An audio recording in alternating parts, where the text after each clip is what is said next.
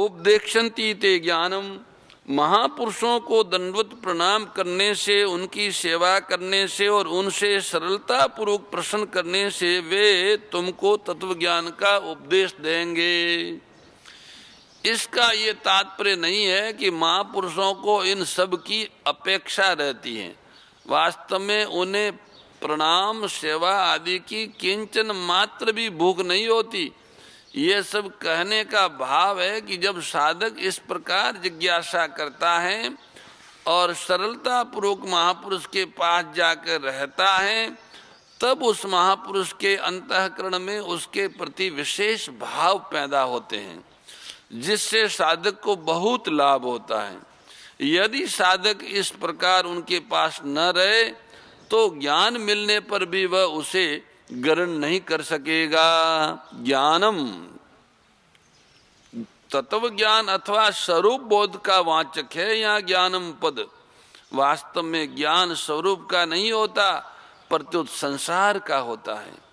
संसार का ज्ञान होते ही संसार से संबंध विच्छेद हो जाता है और स्वतः सिद्ध स्वरूप का अनुभव हो जाता है। उपदेक्षन्ति पद का यही तात्पर्य है कि महापुरुष ज्ञान का उपदेश तो देते हैं, पर उससे साधक को बोध हो ही जाए ऐसा निश्चित नहीं है। आगे 39वें श्लोक में श्री भगवान ने कहा है कि श्रद्धावान पुरुष ज्ञान को प्राप्त करता है। श्रद्धावलंबते ज्ञानम, कारण की श्रद्धा अंतःकरण की वस्तु है, परंतु प्रणाम सेवा प्रश्न आदि कपटपूर्वक भी किए जा सकते हैं। इसलिए यहाँ महापुरुष के द्वारा केवल ज्ञान का उपदेश देने की ही बात कही गई है और 39वें श्लोक में श्रद्धावान साधक के द्वारा ज्ञान प्राप्त होने की बात कही गई है। उपदेश देना और सुनना अलग बात है और उसे स्वीकार करना, समझना और उसके अनुसार अनुभव होना वो अलग बात है। तत्व ज्ञान प्राप्त करने की प्रचलित प्रणाली का वर्णन करके अब भगवान आगे के 3 श्लोकों में तत्व ज्ञान का वास्तविक महात्म्य बताते हैं। यज ज्ञात्वा न पुनर्मोहो में या शशि पांडव।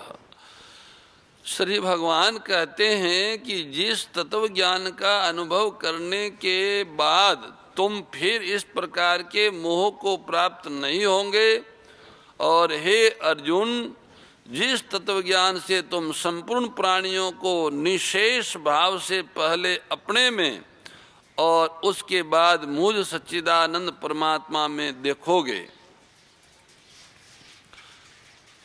पूर्व श्लोक में भगवान ने कहा कि वे महापुरुष तुम्हारे को तत्व ज्ञान का उपदेश देंगे, परंतु उपदेश सुनने मात्र से वास्तविक स्वरूप का यथार्थ अनुभव नहीं होता और वास्तविक बोध का वर्णन भी कोई कर नहीं सकता, कारण कि वास्तविक बोध करण निरपेक्ष है, मन वाणी आदि से परे हैं। वास्तविक बोध स्वयं के द्वारा ही स्वयं को होता है और यह तब होता है जब मनुष्य अपने विवेक को महत्व देता है। विवेक को महत्व देने से जब अविवेक मिट जाता है तब वह विवेक ही वास्तविक बोध में परिणित हो जाता है और जड़ता से सर्वथा संबंध विच्छेद करा देता है। वास्तविक बोध होने पर फिर कभी मोह नहीं होता। गीता के पहले अध्याय में अर्जुन का मोह प्रकट होता है कि युद्ध में सभी कुटुंबी सगे संबंधी लोग मर जाएंगे तो उन्हें पिंड और जल देने वाला कौन होगा। पिंड और जल न देने से वे नरकों में गिर जाएंगे। जो जीवित रह जाएंगे उन स्त्रियों का और बच्चों का निर्वाह और पालन कैसे होगा, आदि आदि बातें मोह के रूप में प्रकट हुई थी। तत्व ज्ञान होने के बाद ऐसा मोह नहीं रहता। बोध होने पर जब संसार से मैं मेरेपन का संबंध नहीं रहता तब पुनः मोह होने का प्रश्न ही नहीं है। तत्व ज्ञान होते ही ऐसा अनुभव होता है कि मेरी सत्ता सर्वत्र परिपूर्ण है और उस सत्ता के अंतर्गत ही अनंत ब्रह्मांड है। जैसे सपन से जगा हुआ मनुष्य सपन की सृष्टि को अपने में ही देखता है, ऐसे ही तत्व ज्ञान होने पर मनुष्य संपूर्ण प्राणियों को अपने में ही देखता है। छठे अध्याय के 29वें श्लोक में आए सर्वभूतानि चात्मनि पदों से भी इसी स्थिति का वर्णन किया गया है। अथो मयि तत्व ज्ञान प्राप्त करने की जो प्रचलित प्रक्रिया है उसके अनुसार भगवान कह रहे हैं कि गुरु से विधि पूर्वक श्रवण मनन निधिध्यासन पूर्वक तत्व ज्ञान प्राप्त करने पर साधक पहले अपने स्वरूप में संपूर्ण प्राणियों को देखता है। यत तवम पद का अनुभव हुआ, फिर वह स्वरूप को तथा संपूर्ण प्राणियों को एक सच्चिदानंद घन परमात्मा में देखता है। ये तत्पद का अनुभव हुआ। इस तरह उसको पहले तवम स्वरूप का और फिर तत् परमात्मा के साथ तवम की एकता का अनुभव हो जाता है। एक ही परमात्मा, परमात्मा ही परमात्मा शेष रह जाता है। ऐसी अवस्था में दृष्टा, दृश्य और दर्शन ये तीनों ही नहीं रहते, परंतु लोगों की दृष्टि में उसके अपने कहलाने वाले अंतःकरण में जो भाव दिखता है उसको लेकर ही भगवान कहते हैं कि वह सबको मेरे में देखता है। स्थूल दृष्टि से समुद्र और लहरों में भिन्नता दिखती है। लहरें समुद्र में ही उठती है और समुद्र में ही लीन हो जाती हैं, परंतु सूक्ष्म दृष्टि से समुद्र और लहरों की स्वतंत्र सत्ता नहीं है। सत्ता केवल एक जल तत्व की ही है। जल तत्व में न समुद्र है न लहर है। पृथ्वी से संबंध होने के कारण समुद्र भी सीमित और लहरें भी सीमित, परंतु जल तत्व सीमित नहीं है। अतः समुद्र और लहरों को न देखकर एक जल तत्व को ही देखना यथार्थ दृष्टि है।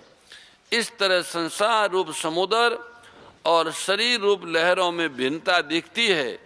शरीर संसार में ही उत्पन्न और नष्ट होते रहते हैं, परंतु वास्तव में संसार और शरीर समुदाय की स्वतंत्र सत्ता नहीं है। सत्ता केवल परमात्मा की ही है।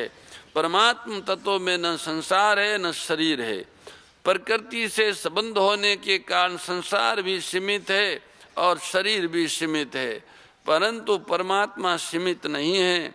अतः संसार और शरीर को न देखकर एक परमात्मा को देखना ही वास्तव में यथार्थ देखना है या यथार्थ दृष्टि है।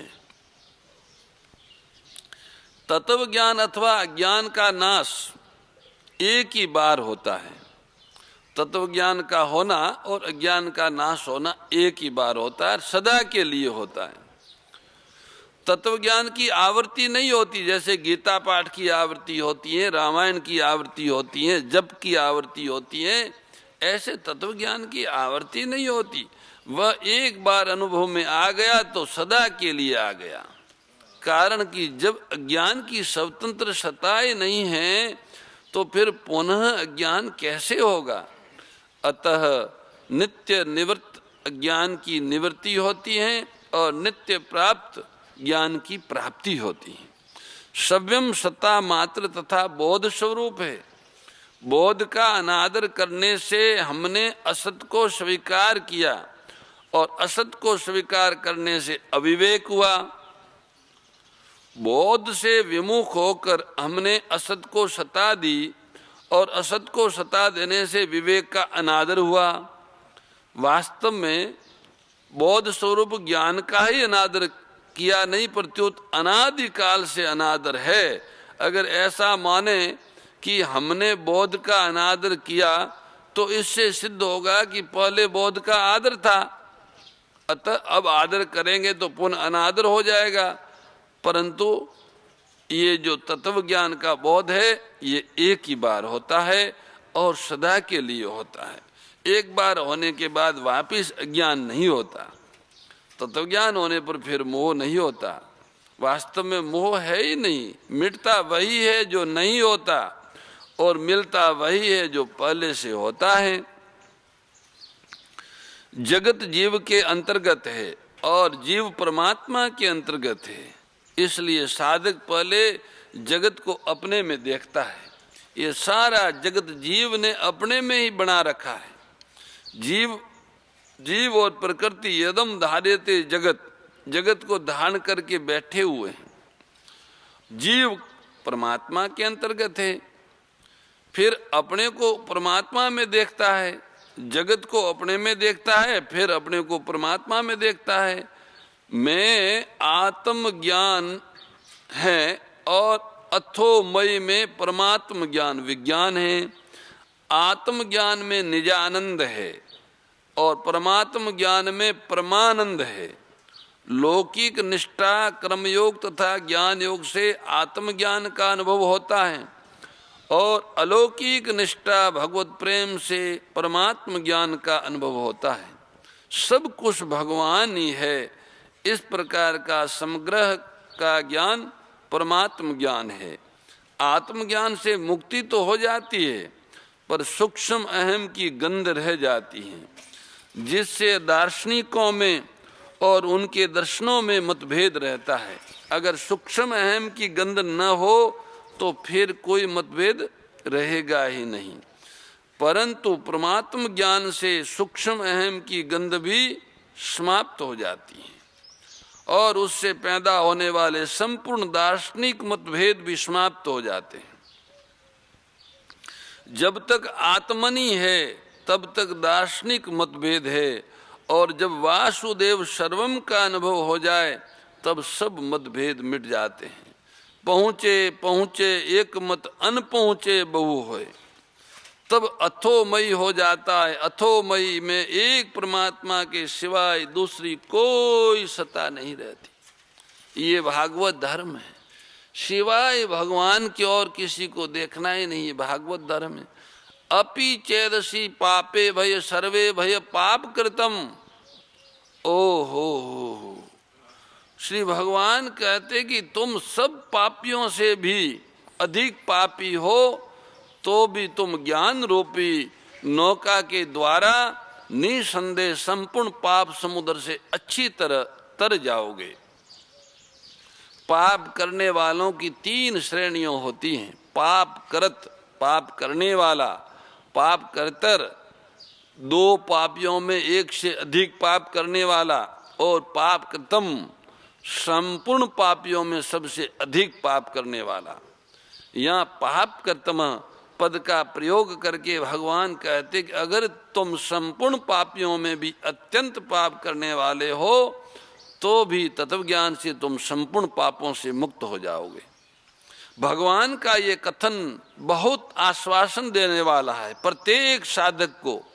साधक कभी न घबराए कि मेरे में बहुत दोष है, मैं बहुत पापी हूँ, मेरा कल्याण कैसे होगा।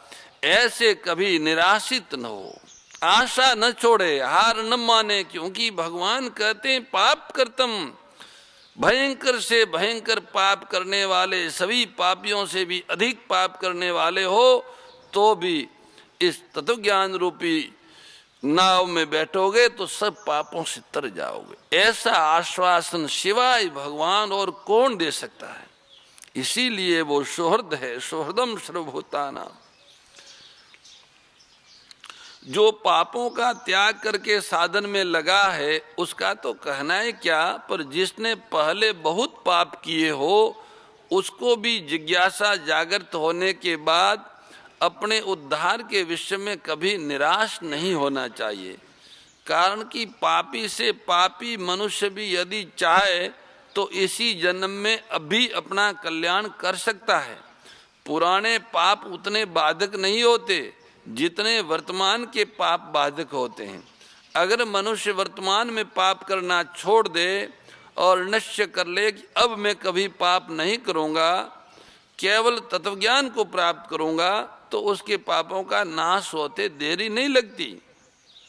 यदि कहीं 100 वर्षों से घना अंधेरा छाया हो और वहाँ दीपक जला दिया जाए तो उस अंधेरे को दूर करके प्रकाश करने में दीपक को 100 वर्ष नहीं लगते। दीपक जलाते ही तत्काल अंधेरा मिट जाता है। इस तरह तत्व ज्ञान होते ही पहले किए गए संपूर्ण पाप तत्काल नष्ट हो जाते हैं। ऐसे पापी मनुष्य परमात्मा में नहीं लगते, परंतु ये कहा है कि परा यदि यदि चेत का मतलब यदि है, ये पद देने का तात्पर्य है कि पराए ऐसे पापी मनुष्य परमात्मा में लगते नहीं है, परंतु वे परमात्मा में लग नहीं सकते ऐसी बात नहीं है। किसी महापुरुष के संग से अथवा किसी घटना, परिस्थिति, वातावरण आदि के प्रभाव से यदि उनका ऐसा दृढ़ निश्चय हो जाए कि अब परमात्मा तत्व का ज्ञान प्राप्त करना ही है, तो वे भी संपूर्ण पाप समुद्रों से भली भांति तर जाते हैं। ऐसे असंख्य उदाहरण है शास्त्रों में। भयंकर से भयंकर पापी भगवत सम्मुख हुए या भगवान को प्राप्त करने का भाव हुआ तो पापों से तर गए और भगवान की प्राप्ति भी की। 90 अध्याय के 30वें 31वें श्लोकों में भी भगवान ने ऐसी बात अनन्य भाव से अपना भजन करने वालों के लिए कही है कि महान दुराचारी मनुष्य भी अगर ये निश्चय कर ले कि अब मैं भगवान का भजन ही करूंगा, तो उसका भी बहुत जल्दी कल्याण हो जाता है। सर्व ज्ञान, प्रकृति के कार्य, शरीर और संसार के संबंध से ही संपूर्ण पाप होते हैं। तत्व ज्ञान होने पर जब इससे सर्वथा संबंध विच्छेद हो जाता है, तब पाप कैसे रह सकते हैं। मूला भावे कुतो शाखा। परमात्मा के सर्वत सिद्ध ज्ञान के साथ एक होना ही ज्ञान पल्लव है, ज्ञान रूप नौका का प्राप्त होना है। मनुष्य कितना ही पापी क्यों न रहा हो, ज्ञान रूप नौका से वह संपूर्ण पाप समुद्र से अच्छी तरह तर जाता है। त्वमेव माता च पिता त्वमेव, त्वमेव बन्धुश्च सखा त्वमेव, त्वमेव विद्या द्रविणं त्वमेव, त्वमेव सर्वं मम देव देव। नमोऽस्त्वनन्ताय सहस्रमूर्तये, सहस्रपादाक्षिशिरोरुबावे, सहस्रनाम्ने पुरुषाय शाश्वते, सहस्रकोटियुगधारिणे नमः। गुरुर्ब्रह्मा गुरुर्विष्णुः गुरुर्देवो महेश्वरः, गुरुर्साक्षात् परब्रह्म, तस्मै श्री गुरुवे नमः, तस्मै श्री गुरुवे नमः।